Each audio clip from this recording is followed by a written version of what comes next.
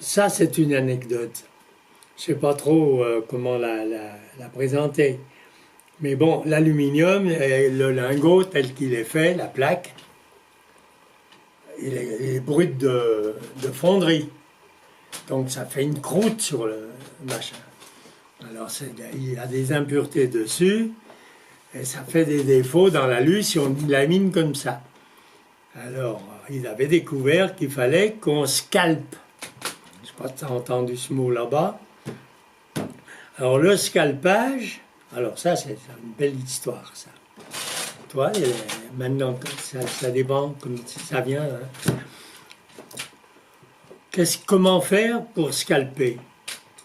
La plaque faisait 60 kilos et ça ne se rabotait pas, l'aluminium ne se rabote pas et tout.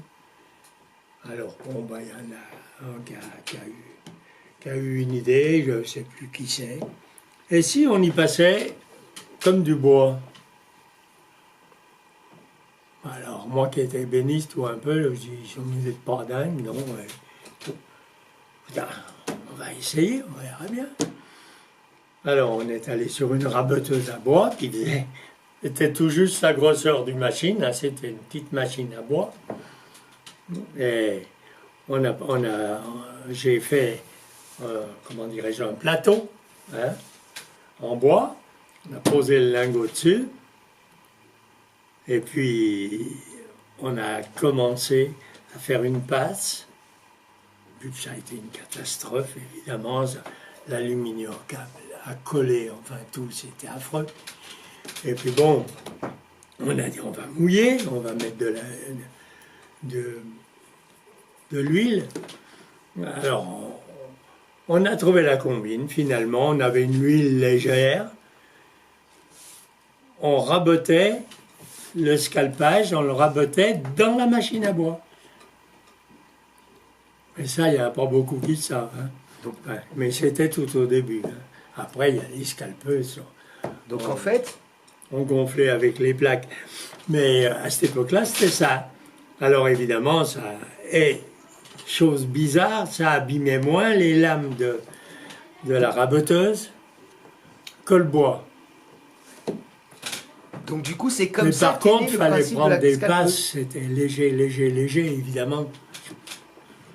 Alors voilà, pendant quelques temps, eh ben, alors ça a été mon gagne-pain, là.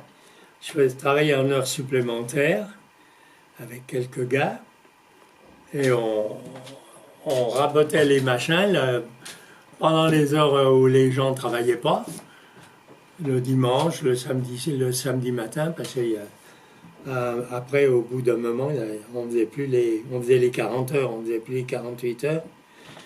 Alors, la machine était libre, alors on scalpait les plaques. Et puis après, les plaques, elles ont fait 90 kilos, ça allait plus. Alors, on a encore acheté une raboteuse à bois, mais gros modèle, qui a tourné encore quelques années. Oui, c'est bien quelques années quand même. Et puis après, bon, ils ont inventé les scalpeuses à hélicoptère, là. Alors, et maintenant, ils en sont, je ne sais plus combien ils font maintenant. L'unité, elle est à combien? 3 tonnes? 4 tonnes et demie. 4 tonnes et demie maintenant.